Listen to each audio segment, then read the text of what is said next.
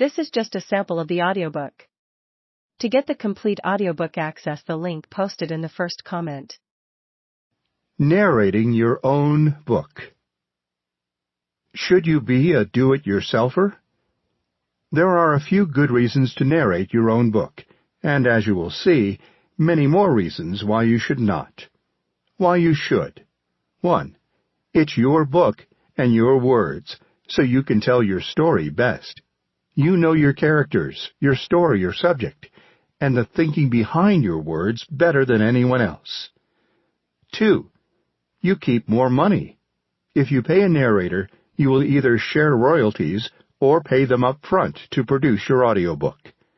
When you narrate your own book, your audiobook's royalty payments go to you, after your publisher or ACX takes a big chunk of it. 3. You can be your own narrator if you are a trained voice actor. You are a professional actor. You have a background in public speaking. You are a radio air talent or news anchor.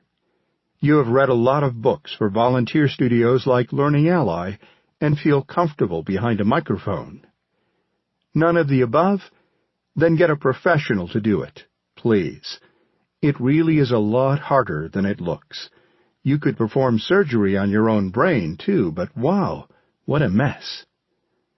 What if you've been told what a great voice you have?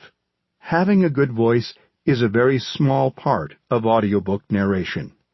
Even experienced voiceover talent can struggle when they try the long-form audiobook narration format.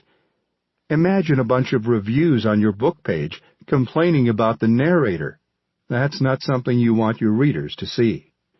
Okay, if you are going to go ahead and narrate your own book, here are some tips.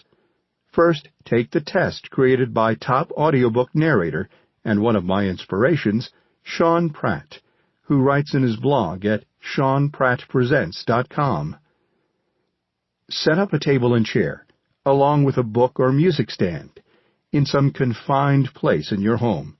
In other words, a walk-in closet, alcove, or facing into the corner of a room. Put the book on the stand, grab a lamp or something to shine on the text, and then turn off any overhead light. What you're doing is mimicking what it's like to be in a sound booth. Now, read aloud for at least 3 hours a day for the next 2 weeks. If you stumble on a word, stop and begin that sentence again.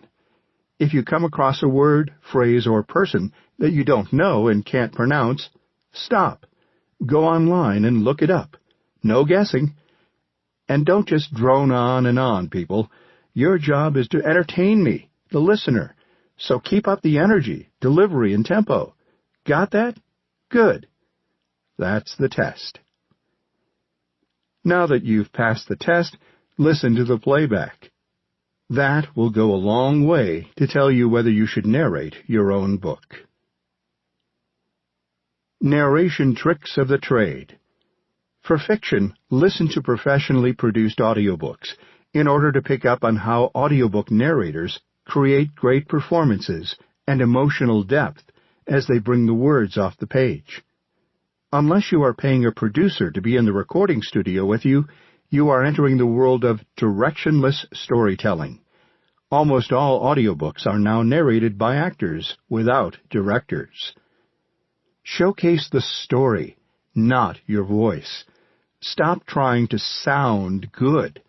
Don't try to be careful as you read, when the person you are trying to be is not being careful. Use an iPad or Android tablet. You can scroll quietly, see the words better in a dark reading environment, and there are built-in programs that allow you to add notes when absolutely necessary. Reading from your book or 400 pages of paper creates many problems beyond killing trees. First, turning pages is noisy, and it's a noise that will need to be edited out of your recording. With paper pages, you will be tempted to write lots of notes about emphasis or pronunciations. Looking at those notes while you read takes you out of the words, and you won't be paying attention to the most important thing of all, telling the story.